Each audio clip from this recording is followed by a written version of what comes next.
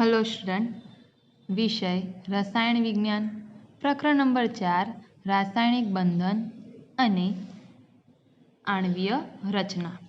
तो स्टूडेंट्स, આપણે ગયા વિડિયો લેક્ચરમાં સમજી ગયા કે રાસાયણિક બંધન એટલે શું। રાસાયણિક બંધન એટલે કે અણુ, પરમાણુ અને આયનો જે છે તેને એકબીજા સાથે જોડતા આકર્ષણ બળને આપણે રાસાયણિક બંધન કહીએ છીએ। ओके, તેમજ રાસાયણિક બંધન જે છે તેના અંગે સમજવા માટે કેટલાક સિદ્ધાંતો આપવામાં આવ્યા અને તે સિદ્ધાંતોમાં સૌપ્રથમ આપણે સમજ્યા કોસેલ અને લુઈસનો અભિગમ।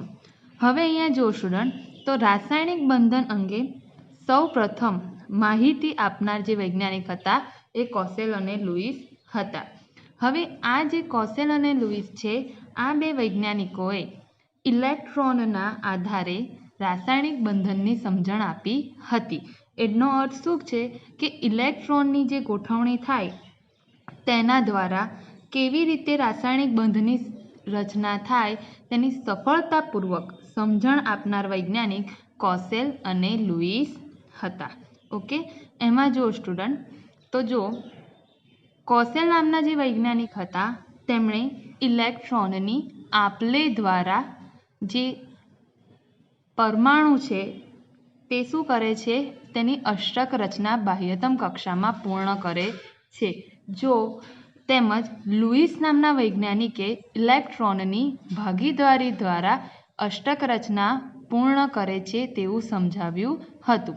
તો અષ્ટકનો નિયમ શું છે સ્ટુડન્ટ, કે કોસેલ અને લુઈસે ઈસવીસન 1916માં પરમાણુઓ વચ્ચે રાસાયણિક સંયોગીકરણનો અગત્યનો સિદ્ધાંત વિકસાવ્યો, જે રાસાયણિક બંધનના ઇલેક્ટ્રોનીયવાદ, કારણ કે ઇલેક્ટ્રોન દ્વારા એટલે કે ઇલેક્ટ્રોનની ગોઠવણી દ્વારા તમને રાસાયણિક બંધન સમજાવવાનો પ્રયત્ન કોસેલ અને લુઈસે કર્યો હતો, એટલા માટે તેને ઇલેક્ટ્રોનીયવાદ કહે છે।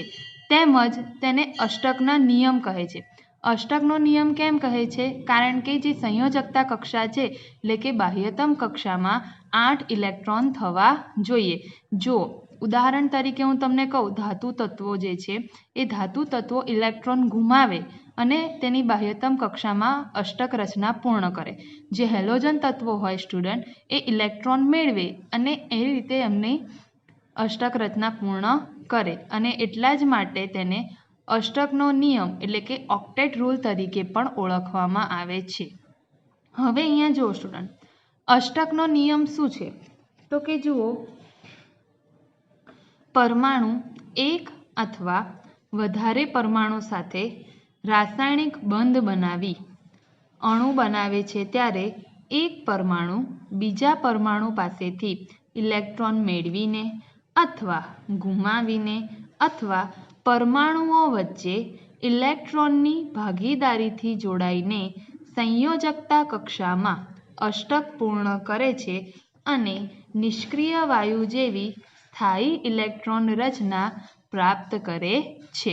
તો જુઓ સ્ટુડન્ટ, આ નિયમ તમને શું સમજાવવા માંગે છે કે જે પરમાણુઓ હોય છે એ પરમાણુઓ એક અથવા તેનાથી વધારે પરમાણુઓ સાથે રાસાયણિક બંધ દ્વારા જોડાઈને અણુ બનાવે છે।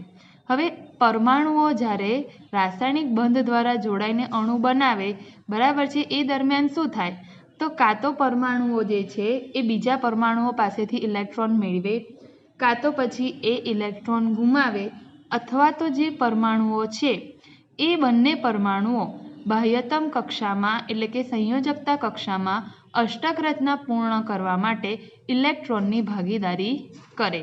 તો 3 રીતે રાસાયણિક બંધની રચના થઈ શકે, ઇલેક્ટ્રોન આપીને, ઇલેક્ટ્રોન મેળવીને અને ઇલેક્ટ્રોનની ભાગીદારી દ્વારા।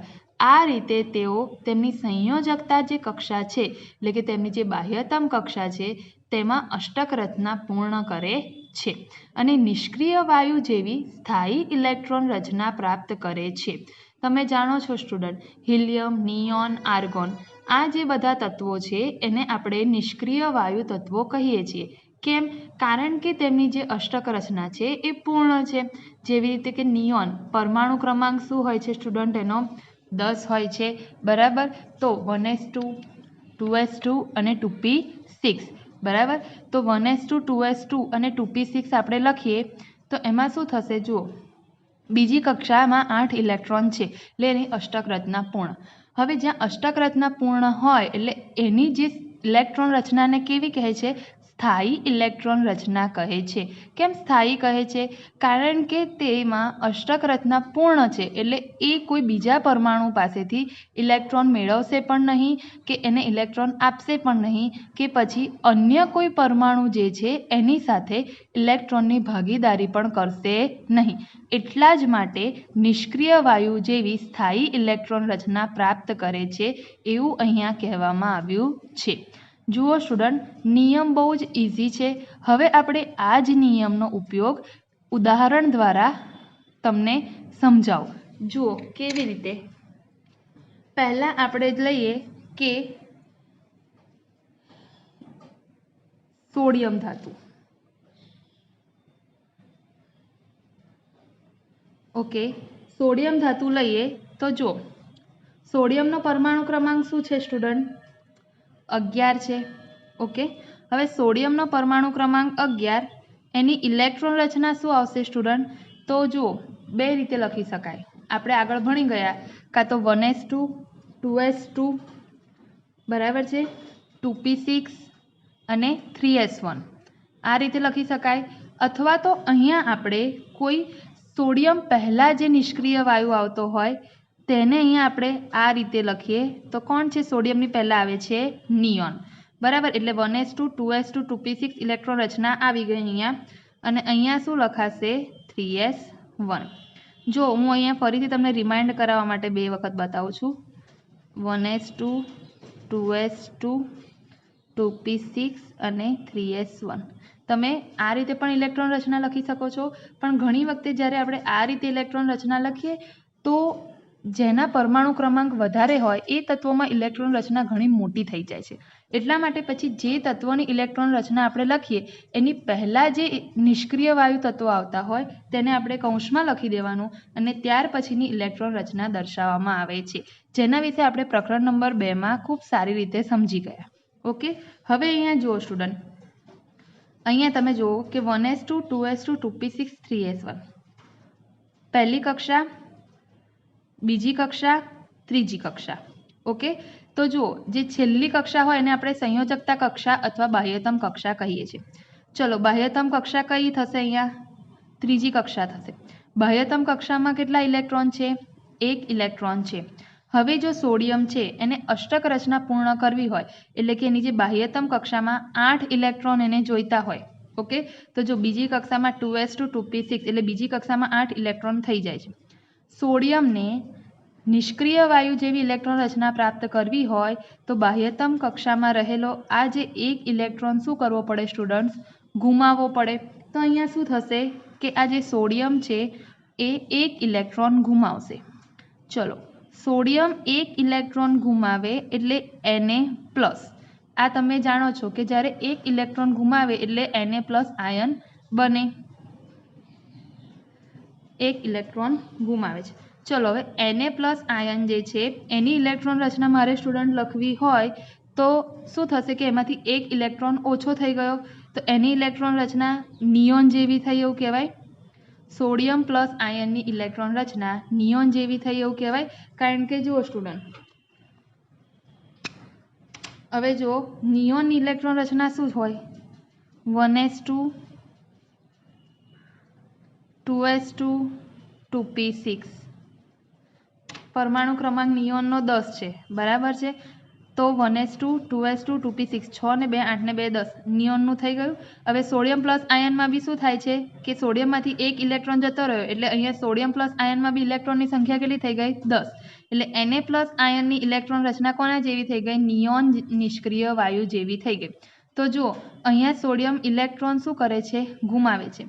તો હવે તમે નિયમ વાંચો કે પરમાણુ એક અથવા વધુ પરમાણુ સાથે રાસાયણિક બંધ બનાવીને અણુ બનાવે ત્યારે એક પરમાણુ બીજા પરમાણુ પાસેથી ઇલેક્ટ્રોન મેળવીને अथवा तो घुमावीने परमाणुओं वच्चे इलेक्ट्रॉननी भागीदारीथी जोड़ाईने संयोजकता कक्षा आ जे बाह्यतम कक्षा छे तेमां अष्टक रचना पूर्ण करे छे। तो अहींया जो सोडियम धातु जे छे ए शुं करे छे के अष्टक रचना पूर्ण करवा माटे एक इलेक्ट्रॉन शुं करे छे घुमावे छे अने आ जे नियोन जे छे ए नियोनना निष्क्रिय वायु जेवी स्थायी इलेक्ट्रॉन रचना प्राप्त करे छे। ओके स्टूडेंट, हवे जो बीजुं उदाहरण लईए।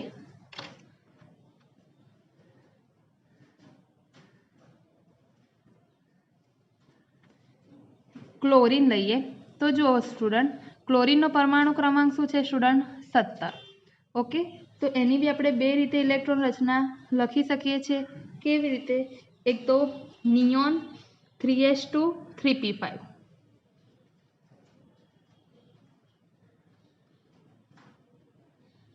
अने बीजी कई रीते तो के 1s2 2s2 2p6 3s2 3p5 बराबर है। हवे अहींया जो स्टूडेंट सोडियम निष्क्रिय वायु नियोन जेवी इलेक्ट्रॉन रचना प्राप्त करवा माटे एक इलेक्ट्रॉन घुमाव्यो। ओके, हवे अहींया जो क्लोरीन परमाणु क्रमांक 17 छे एमां तमे जुओ के 1s2 2s2 2p6 3s2 3p5 हवे अहींया मारे नियोन जेवी इलेक्ट्रॉन रचना प्राप्त थाय कारण के बाह्यतम कक्षा एटले बाह्यतम कक्षा कई छे त्रीजी एमां कुल केटला इलेक्ट्रॉन तो 5 ने 2 7 इलेक्ट्रॉन 3s2 3p5 बराबर एटले त्रीजी कक्षामां 7 इलेक्ट्रॉन छे। तो क्लोरीन ए निष्क्रिय वायु जेवी इलेक्ट्रॉन रचना प्राप्त करवा माटे शुं 7 इलेक्ट्रॉन घुमावशे स्टूडेंट्स? तो के ना, ए शुं करशे एक इलेक्ट्रॉन मेळवशे। 7 इलेक्ट्रॉन घुमावशे नहीं, शुं करशे एक इलेक्ट्रॉन मेळवशे। तो आ जे क्लोरीन जे छे ए धारो के अहींया स्टूडेंट जुओ एक इलेक्ट्रॉन मेळवे छे। हवे जो ज्यारे परमाणु इलेक्ट्रॉन मेळवे तो ऋण आयन आवे एटले शुं बनी जाय Cl-। हवे अहींया जो स्टूडेंट अहींया क्लोरीन पासे 17 इलेक्ट्रॉन बराबर छे एमां पाछो ए एक इलेक्ट्रॉन मेळवे तो Cl- आयन जे बने एमां कुल केटला इलेक्ट्रॉन थई जशे 18 इलेक्ट्रॉन थई जशे। हवे तमे जो स्टूडेंट के आर्गोन जे छे आर्गोन तत्व एनो परमाणु क्रमांक कयो छे 18। आर्गोन ए निष्क्रिय वायु छे बराबर, हीलियम नियोन आर्गोन ट्रिप्टोन झेनोन। तो Cl- आयन जे छे ए कोना जेवी इलेक्ट्रॉन रचना प्राप्त करी तो के आर्गोन निष्क्रिय वायु जेवी इलेक्ट्रॉन रचना प्राप्त करी। आनी इलेक्ट्रॉन रचना शुं हशे? तो जो 18 परमाणु क्रमांक छे एटले 18 इलेक्ट्रॉन होय तो आपणे गोठवीए तो 1s2 2s2 2p6 3s2 3p6। तो हवे अहींया तमे जोई शको छो कि बाह्यतम कक्षा स्टूडेंट कई छे अहींया तो के बाह्यतम कक्षा छे त्रीजी एमां आ 6 ने 2 8 इलेक्ट्रॉन थई गया एटले अहींया अष्टक रचना पूर्ण थई गई। केवी रीते? तो के इलेक्ट्रॉन ने मेळवीने अने निष्क्रिय वायु एटले के आर्गोन जेवी स्थायी इलेक्ट्रॉन रचना प्राप्त करी लीधी बराबर। तो जो बे उदाहरण सीख्या इलेक्ट्रॉन घुमावीने स्थायी इलेक्ट्रॉन रचना प्राप्त करी बराबर अथवा तो अष्टक रचना प्राप्त करी, इलेक्ट्रॉन मेळवीने निष्क्रिय वायु जेवी रचना प्राप्त करी अथवा तो अष्टक रचना प्राप्त करी। हवे एक उदाहरण जोईए कि इलेक्ट्रॉननी भागीदारी द्वारा केवी रीते तत्वो पोताना अष्टक रचना प्राप्त करे छे। ओके, तो जो एना माटे आपणे उदाहरण लईए क्लोरीन अणुनुं। कोनु उदाहरण लईए स्टूडेंट? क्लोरीन अणु बराबर। हवे अहींया जो क्लोरीन अणु लईए Cl2 बराबर एटले क्लोरीन अणु Cl2 एटले 2 क्लोरीन परमाणु जोड़ाईने क्लोरीन अणु बनेलो छे। हवे अहींया जो शुं थशे 2 क्लोरीन परमाणु लईए आ एक अने आ बीजो बराबर। हवे अहींया जो क्लोरीननुं परमाणु क्रमांक 17 तमे जाणो छो बाह्यतम कक्षामां केटला इलेक्ट्रॉन होय 5 ने 2 7। तो संयोजकता कक्षाना इलेक्ट्रॉन तमने हूँ बताऊँ स्टूडेंट तो जुओ 1 2 3 4 5 6 7 આ ક્લોરીનનો બી પરમાણુ ક્રમાંક 17 બાહ્યતમ કક્ષામાં કેટલા ઇલેક્ટ્રોન 7 1 2 3 4 5 6 7 હવે બે ક્લોરીન પરમાણુ જોડાઈને ક્લોરીન અણુ બને છે હવે આમને બંને ક્લોરીન પરમાણુએ અષ્ટક રચના પૂર્ણ કરવી છે તો તમે જોઈ શકો છો કે બંને પાસે બાહ્યતમ કક્ષામાં 7 ઇલેક્ટ્રોન છે એટલે બંને ક્લોરીન પરમાણુને એક એક ઇલેક્ટ્રોનની જરૂર છે હવે ધારો કે આ પહેલો ક્લોરીન બીજા ક્લોરીન પાસેથી ઇલેક્ટ્રોન મેળવી લે તો આની પાસે 2 ઇલેક્ટ્રોન ઓછા પડે આ ક્લોરીન આની પાસેથી મેળવી લે તો આને 2 ઓછા પડે એટલે પછી એ લોકોએ શું વિચાર્યું કે બંને ક્લોરીન પરમાણુઓ એમના એક એક ઇલેક્ટ્રોનની ભાગીદારી કરે છે ઓકે તો હવે જુઓ કેવી રીતે ભાગીદારી થશે અહીંયા તો આ જે એક એક ઇલેક્ટ્રોન છે એની બંને ક્લોરીન પરમાણુ શું કરશે ભાગીદારી કરશે હવે તમે આ રાઉન્ડમાં મેં જે ઇલેક્ટ્રોન છે એ ગણો 2 2 4 2 6 2 8 બરાબર છે આના ગણો 2 2 4 2 6 2 8 બંને ક્લોરીન પરમાણુ પાસે બાહ્યતમ કક્ષામાં 8 ઇલેક્ટ્રોન થઈ ગયા પણ અહીંયા એ લોકોએ ઇલેક્ટ્રોન મેળવ્યા પણ નથી અને ગુમાવ્યા પણ નથી શું કર્યું છે બંને ક્લોરીન પરમાણુએ એક એક ઇલેક્ટ્રોનની ભાગીદારી કરી છે બરાબર છે અને સ્ટુડન્ટ તમે જાણો છો કે ઇલેક્ટ્રોન 2 છે બરાબર છે એટલે 2 ઇલેક્ટ્રોન જોડાઈને એક બંધ બને અને બાહ્ય ઇલેક્ટ્રોનની ભાગીદારી દ્વારા અહીંયા બંધ બને બરાબર છે એટલે એને કયો બંધ કહેવાય સહસંયોજક બંધ કહેવાય કયો બંધ કહેવાય સ્ટુડન્ટ સહસંયોજક બંધ કહેવાય ઓકે તો આ રીતે 2 ક્લોરીન પરમાણુઓ રાસાયણિક બંધ બનાવીને અણુ બનાવે છે અને આ જે બંને છે તેમણે શું કર્યું ઇલેક્ટ્રોનની ભાગીદારી કરી અને બરાબર અષ્ટક રચના પૂર્ણ કરી છે તો સ્ટુડન્ટ આ થયો અષ્ટકનો નિયમ અષ્ટકના નિયમ શબ્દ પરથી જ ખબર પડવી જોઈએ કે સંયોજકતા કક્ષા અથવા તો કહું બાહ્યતમ કક્ષામાં 8 ઇલેક્ટ્રોન થવા જોઈએ એ તમે પછી ઇલેક્ટ્રોન મેળવીને પણ થઈ શકે ઇલેક્ટ્રોન ગુમાવીને પણ થઈ શકે અને ઇલેક્ટ્રોનની ભાગીદારી દ્વારા પણ તમે બાહ્યતમ કક્ષામાં અષ્ટક રચના પૂર્ણ કરી શકો છો ઓકે હવે એની અગત્યતા શું છે સ્ટુડન્ટ એટલે કે અષ્ટકના નિયમનું મહત્વ શું છે તો કે મોટા ભાગના કાર્બનિક સંયોજનોની રચના સમજાવી શકાય છે અને બીજું મહત્વ છે કે સંયોજનોની સ્થાયીતા સમજાવી શકાય છે અષ્ટક રચના પૂર્ણ હોય એટલે એની સ્થાયીતા કેવી થઈ જાય વધારે થઈ જાય બરાબર છે તેમજ જે કાર્બનિક સંયોજનો છે મોટા ભાગના બરાબર છે એ બધા જ સંયોજનોની જો તમારે રચના સમજાવી હોય તો એમાં આપણે અષ્ટકના નિયમનો ઉપયોગ કરીએ છીએ બીજો ટોપિક છે 4.1.2 સહસંયોજક બંધ એટલે કે કોવેલેન્ટ બોન્ડ હવે અહીંયા જો સ્ટુડન્ટ સહસંયોજક બંધ યોગ્ય ઉદાહરણ આપીને સમજાવો એવો પ્રશ્ન તમને પૂછાઈ શકે તો સહસંયોજક બંધ એટલે કે ઇલેક્ટ્રોનની ભાગીદારી વિશે લુઈસ નામના વૈજ્ઞાનિકે થોડી ઘણી માહિતી આપી હતી કે જે પરમાણુ હોય છે એમની બાહ્યતમ કક્ષામાં ઇલેક્ટ્રોન રહેલા હોય તે ઇલેક્ટ્રોન સહસંયોજક બંધ બનાવવામાં ભાગીદારી આપી શકે છે હવે એટલા માટે ઈસવીસન 1919માં લેંગમ્યુર નામના જે વૈજ્ઞાનિક હતા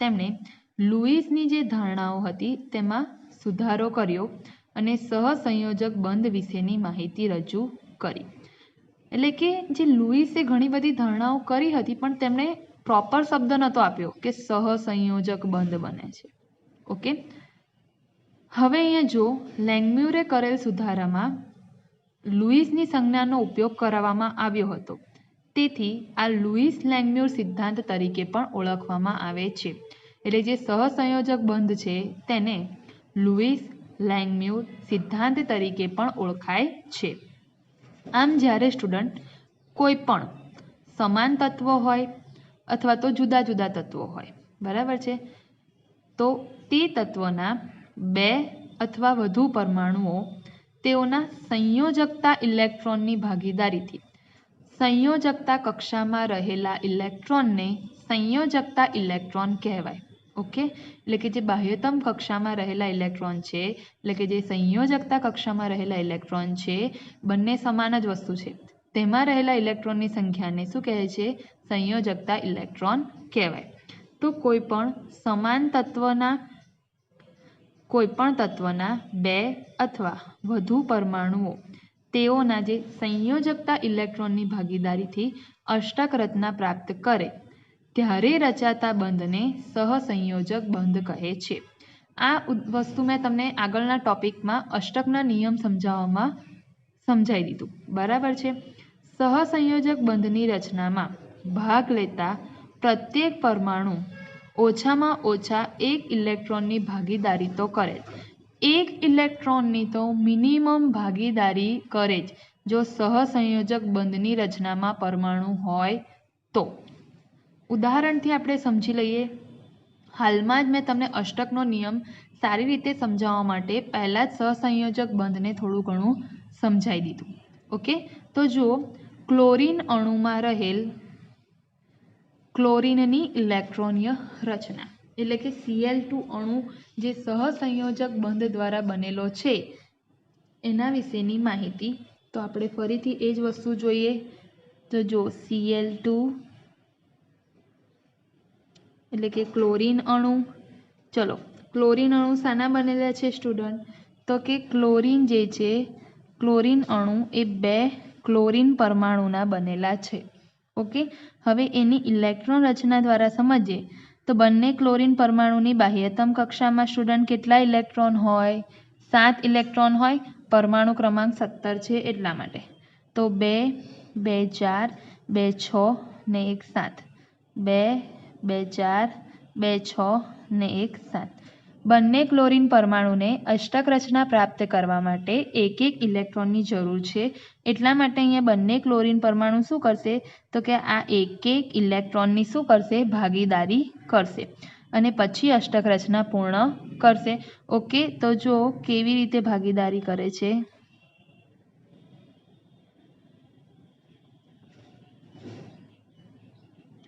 આ રીતે એક એક ઇલેક્ટ્રોનની ભાગીદારી કરી. હવે અહીંયા એક ઇલેક્ટ્રોનની ભાગીદારી કરી એટલે 2 ઇલેક્ટ્રોન થયા. 2 ઇલેક્ટ્રોન જોડાઈને એક બંધ બનાવે. ભાગીદારી દ્વારા જે બંધ બને તેને સહસંયોજક બંધ કહે છે. ઓકે, તો આપણે આ રીતે પણ બતાવી શકીએ. ક્લોરીન 2 ક્લોરીન પરમાણુ આ રીતે સહસંયોજક બંધ દ્વારા જોડાયેલા છે. ઓકે સ્ટુડન્ટ, હવે અહીંયા જો સ્ટુડન્ટ કે આ જ પ્રમાણે આપણે આ તો 2 સમાન પરમાણુ એક જ તત્વના 2 સમાન પરમાણુઓ વચ્ચે સહસંયોજક બંધની રચના થઈ. હવે એ જ પ્રમાણે આપણે જુદા જુદા તત્વોના પરમાણુઓ વચ્ચે સહસંયોજક બંધની રચના કેવી રીતે થાય તે સમજીએ. જુઓ, ઉદાહરણમાં આપ્યું છે તમને કાર્બન ટેટ્રાક્લોરાઇડ. હવે કાર્બન ટેટ્રાક્લોરાઇડમાં તમે જુઓ 2 છે તત્વો. એક કાર્બન તત્વ છે, બીજું છે ક્લોરીન તત્વ. અહીંયા કાર્બનનો 1 પરમાણુ છે અને અહીંયા ક્લોરીનના 4 પરમાણુ છે. ઓકે, હવે કાર્બન ટેટ્રાક્લોરાઇડમાં એક કાર્બન અને 4 ક્લોરીન પરમાણુ વચ્ચે ઇલેક્ટ્રોનની ભાગીદારી કેવી રીતે થાય છે તે આપણે અહીંયા સમજવાનું છે. ઓકે, હવે અહીંયા જુઓ સ્ટુડન્ટ, પહેલાં એની માટે તમને શું ખબર હોવી જોઈએ? તો સ્ટુડન્ટ એની માટે તમારે 2-3 વસ્તુ ખબર હોવી જોઈએ. પહેલાં તો તમને કાર્બનનો પરમાણુ ક્રમાંક ખબર હોવી જોઈએ. તો કાર્બનનો પરમાણુ ક્રમાંક શું છે સ્ટુડન્ટ? 6. એની ઇલેક્ટ્રોન રચના લખું તો 1s2 2s2 2p2. ઓકે, તો કાર્બનની ઇલેક્ટ્રોન રચના આ લખી. હવે એની બાહ્યતમ કક્ષામાં કેટલા ઇલેક્ટ્રોન થયા સ્ટુડન્ટ? તો એની બાહ્યતમ કક્ષામાં 2p2. બાહ્યતમ કક્ષા કઈ? બીજી કહેવાય. તો બાહ્યતમ કક્ષામાં કેટલા ઇલેક્ટ્રોન થયા? એટલે કે બીજી કક્ષામાં 4 ઇલેક્ટ્રોન છે. તો જો કાર્બન તત્વ એની આ બાહ્યતમ કક્ષા એને આપણે સંયોજકતા કક્ષા પણ કહીએ છીએ. કાર્બનની સંયોજકતા કક્ષા કઈ? બીજી. અને એમાં સંયોજકતા ઇલેક્ટ્રોનની સંખ્યા કેટલી? તો કે 2 ને 2 4. એટલે બીજી સંયોજકતા કક્ષા અને એમાં કુલ 4 સંયોજકતા ઇલેક્ટ્રોન છે. બીજું કયું તત્વ છે સ્ટુડન્ટ? ક્લોરીન તત્વ છે. ઓકે, હવે અહીંયા જો ક્લોરીનનો પરમાણુ ક્રમાંક કેટલો? 17. એની ઇલેક્ટ્રોન રચના લખું તો 1s2, 2s2, 2p6, 3s2 અને 3p5. ચલો, ક્લોરીનની બાહ્યતમ કક્ષા કઈ? તો કે ત્રીજી. અને એના સંયોજકતા ઇલેક્ટ્રોનની સંખ્યા કેટલી? તો કે 5 ને 2 7. ઓકે, તો તમને સંયોજકતા ઇલેક્ટ્રોનની સંખ્યા પહેલાં તો ખબર હોવી જોઈએ, તો તમે જાણી શકશો કે કેવી રીતે કાર્બન અને 4 ક્લોરીન પરમાણુઓ વચ્ચે સહસંયોજક બંધ રચાય છે. હવે અહીંયા આપણે શું કરવાનું છે? તો જુઓ, એક કાર્બન પરમાણુ છે તો એના લખીએ આ એક કાર્બન પરમાણુ. ઓકે, હવે આ કાર્બન પરમાણુની સંયોજકતા કક્ષામાં 4 સંયોજકતા ઇલેક્ટ્રોન છે. તો આ 1 2 3 4 4 સંયોજકતા ઇલેક્ટ્રોન થઈ ગયા. હવે કાર્બનને અષ્ટક રચના પ્રાપ્ત કરવી હોય તો બીજા 4 ઇલેક્ટ્રોનની જરૂર પડે. કાર્બનને અષ્ટક રચના પ્રાપ્ત કરવી હોય સ્ટુડન્ટ તો બીજા 4 ઇલેક્ટ્રોનની જરૂર પડે. ઓકે, હવે અહીંયા જો કેટલા ક્લોરીન પરમાણુ આપેલા છે? 4 ક્લોરીન પરમાણુ આપેલા છે. તો અહીંયા હું તમને બતાવું. એક ક્લોરીન પરમાણુ, બીજા ક્લોરીન પરમાણુ, ત્રીજો ક્લોરીન પરમાણુ, ચોથો ક્લોરીન પરમાણુ. ઓકે, હવે ક્લોરીનની બાહ્યતમ કક્ષામાં કેટલા ઇલેક્ટ્રોન? 7 સંયોજકતા ઇલેક્ટ્રોન.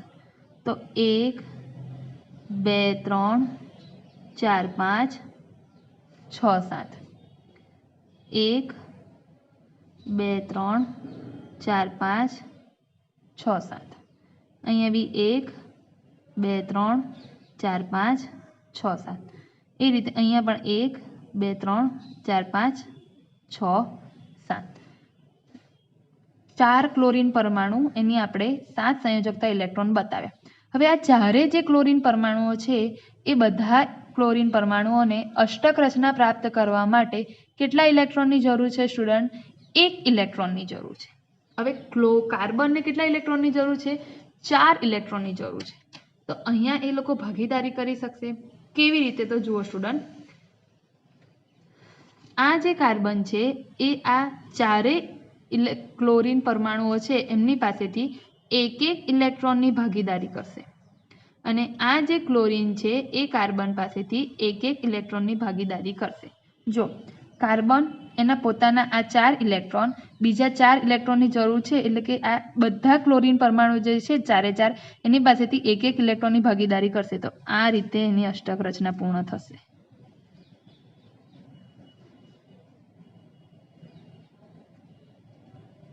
ઓકે, કાર્બનના પોતાના 4 ઇલેક્ટ્રોન અને આ દરેક ક્લોરીન પાસેથી એક ઇલેક્ટ્રોનની ભાગીદારી કરી. તો 2 2 4 2 6 અને 2 8 થઈ ગયા.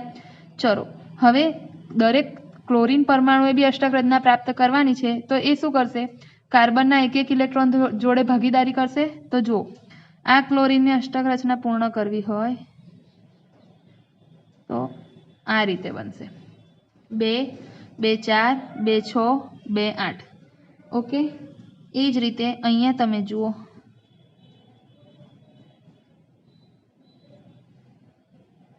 આ ક્લોરીન પરમાણુની અષ્ટક રચના પૂર્ણ કરવી હોય તો આ રીતે 8 ઇલેક્ટ્રોન. ઓકે, હવે અહીંયા જો કાર્બનની પણ બાહ્યતમ કક્ષામાં 8 ઇલેક્ટ્રોન પૂરા થઈ ગયા અને જે 4 ક્લોરીન પરમાણુઓ છે એમની પણ બાહ્યતમ કક્ષામાં 8 ઇલેક્ટ્રોન પૂરા થઈ ગયા. હવે તમે અહીંયા જોઈ શકો છો સ્ટુડન્ટ, શું જોવાશે કે 2 ઇલેક્ટ્રોન જોડાઈને એક બંધ બને. એટલે અહીંયા એક બંધ, અહીંયા એક બંધ, આ એક બંધ અને એક બંધ. બરાબર? કેવી રીતે કાર્બન ટેટ્રાક્લોરાઇડ મારે લખવું હોય તો હું કેવી રીતે લખું સ્ટુડન્ટ? તો જો આ રીતે લખાય મારાથી. કાર્બન એ 4 ક્લોરીન પરમાણુ સાથે એક ઇલેક્ટ્રોનની ભાગીદારી કરી સહસંયોજક બંધથી જોડાયેલ છે. આ રીતે આપણે કાર્બન ટેટ્રાક્લોરાઇડ લખીએ છીએ. ओके स्टूडेंट, એટલે અહીંયા જો જુદા જુદા તત્વોના પરમાણુઓ છે, જુદા જુદા તત્વો છે, એના 2 થી વધારે પરમાણુઓ છે, એ શું કરે છે, એક એક ઇલેક્ટ્રોનની ભાગીદારી કરી સહસંયોજક બંધની રચના દ્વારા કાર્બન ટેટ્રાક્લોરાઇડ અણુની રચના કરે છે. ઓકે, તો આ રીતે સહસંયોજક બંધનો ઉપયોગ કરી શકાય છે. તો જો આમ જો તત્વના પરમાણુઓ વચ્ચે, આ તત્વો છે એના પરમાણુઓ વચ્ચે એક એક ઇલેક્ટ્રોનની ભાગીદારી થાય તો તેઓ એક સહસંયોજક બંધ રચે છે.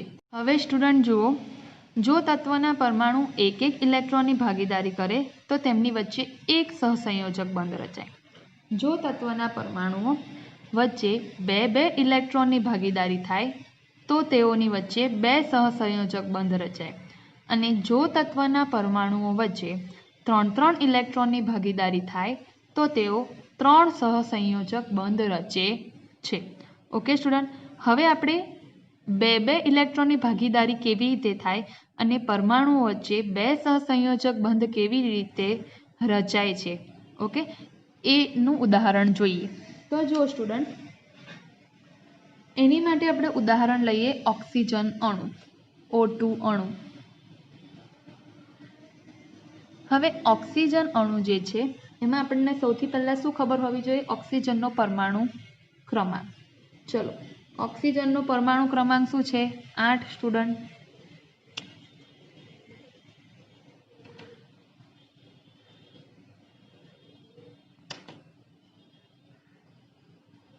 એની ઇલેક્ટ્રોન રચના શું થશે? 1s2 2s2 2p4. ચલો, બાહ્યતમ એટલે કે સંયોજકતા કક્ષા કઈ આમાંથી? બીજી. હવે ઓક્સિજન અણુ છે એમાં ઓક્સિજન અણુ શાનો બનેલો છે? તો કે 2 ઓક્સિજન પરમાણુ એટલે કે સમાન પરમાણુ ધરાવતો અણુ છે. તો સંયોજકતા કક્ષા બીજી. સંયોજકતા કક્ષામાં રહેલા ઇલેક્ટ્રોન કેટલા? સંયોજકતા ઇલેક્ટ્રોન તો 4 + 2 કુલ 6 સંયોજકતા ઇલેક્ટ્રોન છે. ઓકે, હવે અહીંયા જુઓ આપણે ઓક્સિજન અણુ O2 અણુ છે એમાં ઓક્સિજન વચ્ચે કેવી રીતે સહસંયોજક બંધની રચના થાય છે એ સમજવાનું છે. તો સૌથી પહેલા તો O2 માં 2 ઓક્સિજન પરમાણુઓ હોય. ઓકે, હવે અહીંયા જુઓ સ્ટુડન્ટ કે 2 ઓક્સિજન પરમાણુઓ તો હોય એ વાત બરાબર. હવે બંને ઓક્સિજન પરમાણુની સંયોજકતા ઇલેક્ટ્રોનની સંખ્યા 6 છે. તો આપણે સૌથી પહેલાં શું કરીએ? બંને ઓક્સિજન પરમાણુની આસપાસ સંયોજકતા ઇલેક્ટ્રોન લખીએ. તો જુઓ 2 2 4 2 6. આ ઓક્સિજનના સંયોજકતા ઇલેક્ટ્રોન 2 2 4 2 6. હવે અહીંયા જુઓ સ્ટુડન્ટ, બંને પાસે સંયોજકતા કક્ષામાં 6 ઇલેક્ટ્રોન છે એટલે અષ્ટક રચના પૂર્ણ કરવા માટે કેટલા ઇલેક્ટ્રોનની જરૂર છે? 2 ઇલેક્ટ્રોનની જરૂર છે, કારણ કે આપણને કુલ 8 ઇલેક્ટ્રોન જોઈએ. બંને પાસે બાહ્યતમ કક્ષામાં 6 ઇલેક્ટ્રોન છે તો એકબીજા સાથે એ ઇલેક્ટ્રોનની આપ-લે તો કરી શકે નહીં, બરાબર? તો અહીંયા શું થશે કે બંનેને 2 ઇલેક્ટ્રોનની જરૂર છે અષ્ટક રચના પ્રાપ્ત કરવા માટે, એટલે બંને ઓક્સિજન પરમાણુઓ 2 ઇલેક્ટ્રોનની ભાગીદારી કરશે. કેવી રીતે? તો હવે જો આ ઓક્સિજનને બાહ્યતમ કક્ષામાં 8 ઇલેક્ટ્રોન જોઈએ છે, તો આ રીતે 2 2 4 2 6 અને 2 8. આ ઓક્સિજનને બાહ્યતમ કક્ષામાં 8 ઇલેક્ટ્રોન જોઈએ છે. 2 2 4 2 6 અને 2 8. 8 ઇલેક્ટ્રોન થઈ ગયા. હવે 2 ઇલેક્ટ્રોન જોડાઈને એક બંધ બનાવે. અહીંયા કેટલા ઇલેક્ટ્રોન છે? તો કે 2 ઇલેક્ટ્રોનની ભાગીદારી કરે છે એટલે કુલ 4 ઇલેક્ટ્રોન છે. તો આ રીતે અહીંયા એક બંધ બનશે અને આ રીતે બીજો બંધ. એટલે જ્યારે બી આપણે ઓક્સિજન અણુ વિશે લખીએ તો આપણે આ રીતે લખીએ છીએ. બંને ઓક્સિજન પરમાણુ વચ્ચે દ્વિબંધ, કારણ કે બે બે ઇલેક્ટ્રોનની ભાગીદારી થાય એટલે બંને પરમાણુઓ વચ્ચે બે સહસંયોજક બંધની રચના થાય છે. આ થયો ઓક્સિજન સમાન પરમાણુ છે, સમાન પરમાણુ દ્વારા બનેલો અણુ. બીજું ઉદાહરણ આપણે લઈએ કાર્બન ડાયોક્સાઇડ અણુ. કાર્બન ડાયોક્સાઇડ અણુ, કાર્બન છે એક તત્વ અને બીજું તત્વ ઓક્સિજન. ચલો, કાર્બન પરમાણુ ક્રમાંક 6 1s2 2s2 2p2. ઓક્સિજન પરમાણુ ક્રમાંક 8 1s2 2s2 2p4. ઓકે, હવે અહીંયા જુઓ સંયોજકતા કક્ષા બીજી, અહીંયા સંયોજકતા કક્ષા બીજી. કાર્બનના સંયોજકતા ઇલેક્ટ્રોનની સંખ્યા 4, ઓક્સિજનના સંયોજકતા ઇલેક્ટ્રોનની સંખ્યા 6. પણ અહીંયા ઓક્સિજન પરમાણુ કેટલા છે? 2. તો કેવી રીતે થશે એની વચ્ચે ઇલેક્ટ્રોનની ભાગીદારી? એક કાર્બન પરમાણુ એને 4 ઇલેક્ટ્રોનની જરૂર છે અને 4 એની બાહ્યતમ કક્ષામાં ઇલેક્ટ્રોન છે. 2 ઓક્સિજન પરમાણુ, બંને ઓક્સિજન પરમાણુની બાહ્યતમ કક્ષામાં 6 સંયોજકતા ઇલેક્ટ્રોન છે. 2 ઇલેક્ટ્રોનની જરૂર છે અષ્ટક રચના પ્રાપ્ત કરવા માટે.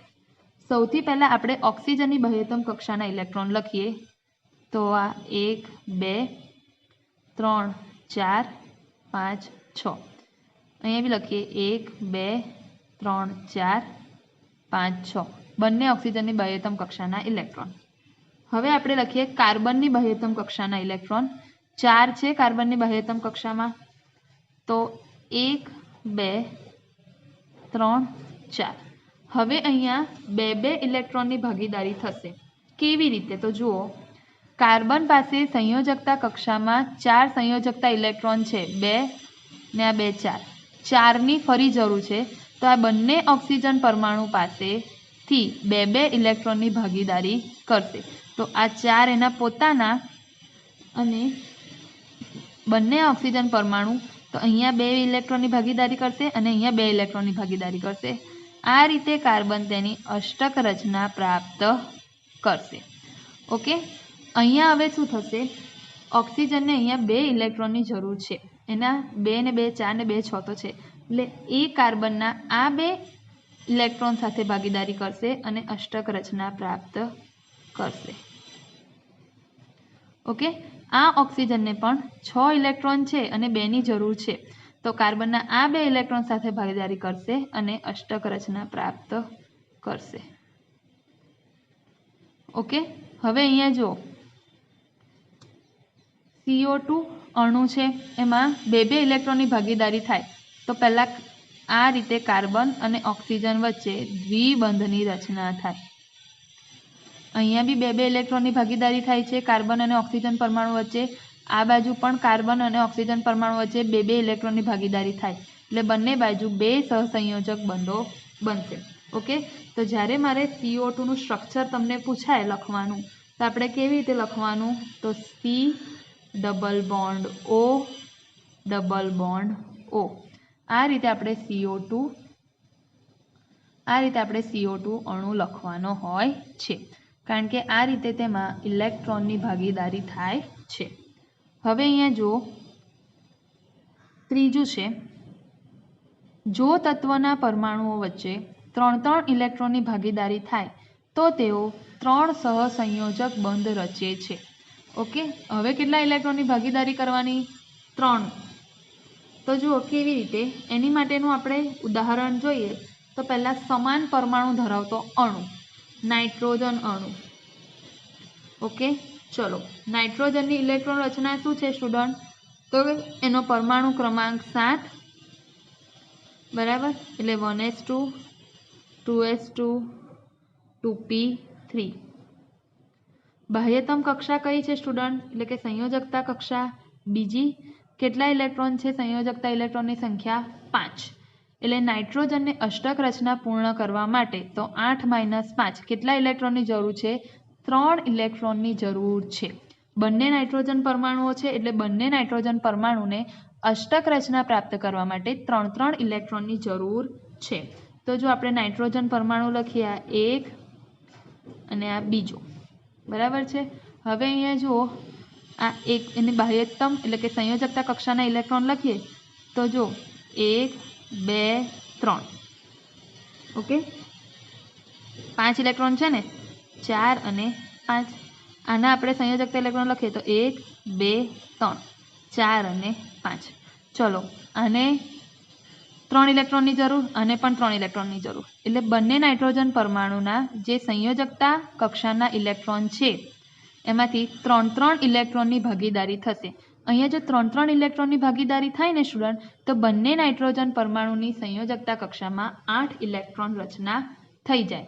8 ઇલેક્ટ્રોન ભરાઈ જાય એટલે અષ્ટક રચના પૂર્ણ થઈ જાય। કેવી રીતે તો જુઓ આ 1 2 3 4 5 એના પોતાના બાજુનો નાઇટ્રોજન છે એની જોડે 3 ઇલેક્ટ્રોનની ભાગીદારી કરે એટલે 1 2 3 5 ને 3 8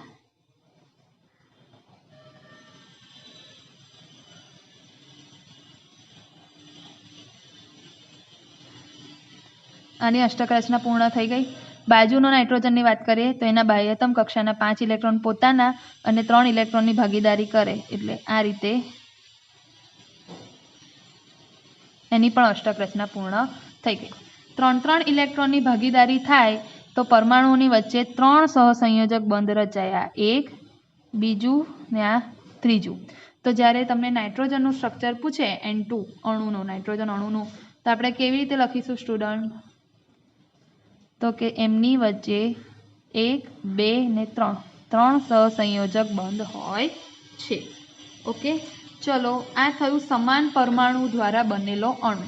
તો હવે જોઈએ સ્ટુડન્ટ્સ કે જુદા જુદા તત્વના પરમાણુઓ દ્વારા કેવી રીતે સહસંયોજક બંધથી જોડાઈને C2H2 એટલે કે ઇથાઇન અણુની રચના થાય છે।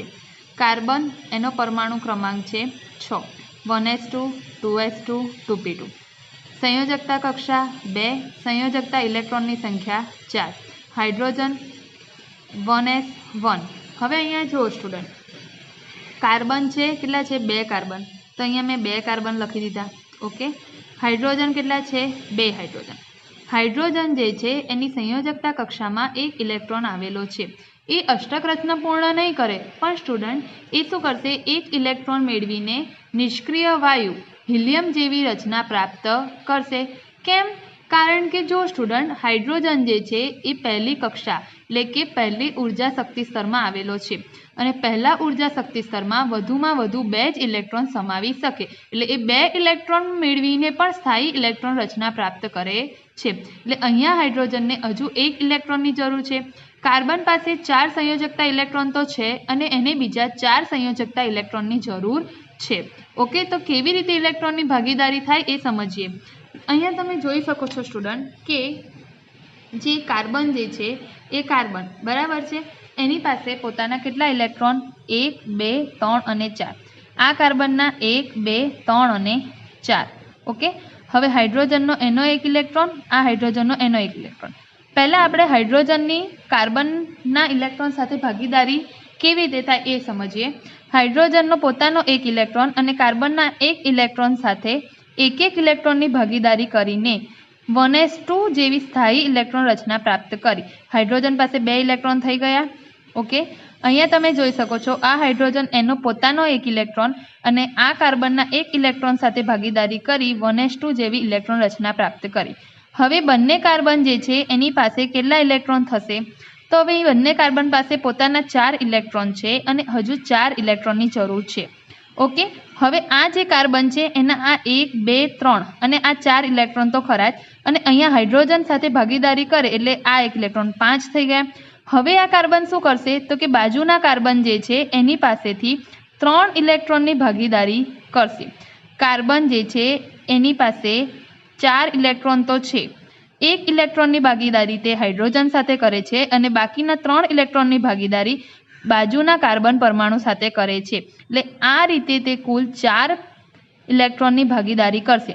તો અહીંયા જુઓ તમે જોઈ શકો છો કે આ કાર્બનના 1 2 3 4 એના પોતાના ઇલેક્ટ્રોન 5મો ઇલેક્ટ્રોનની ભાગીદારી 1 અને આ 1 2 અને 3 આ 3 ઇલેક્ટ્રોનની ભાગીદારી એટલે 6 ને 2 8 ઇલેક્ટ્રોન એ જ રીતે આ કાર્બન 1 ઇલેક્ટ્રોનની ભાગીદારી હાઇડ્રોજન સાથે કરશે, બાકીના ત્રણ ઇલેક્ટ્રોનની ભાગીદારી બાજુના કાર્બન સાથે કરશે. એટલે એ પછી એ રીતે કુલ 8 ઇલેક્ટ્રોન 1 2 3 4 5 6 અને 7 8 ઇલેક્ટ્રોન રચના પ્રાપ્ત કરશે. તો આ રીતે એમની વચ્ચે શું થશે કે કાર્બન વચ્ચે 3 ઇલેક્ટ્રોનની ભાગીદારી થાય છે. એટલે અહીંયા 3 સહસંયોજક બંધ બનશે.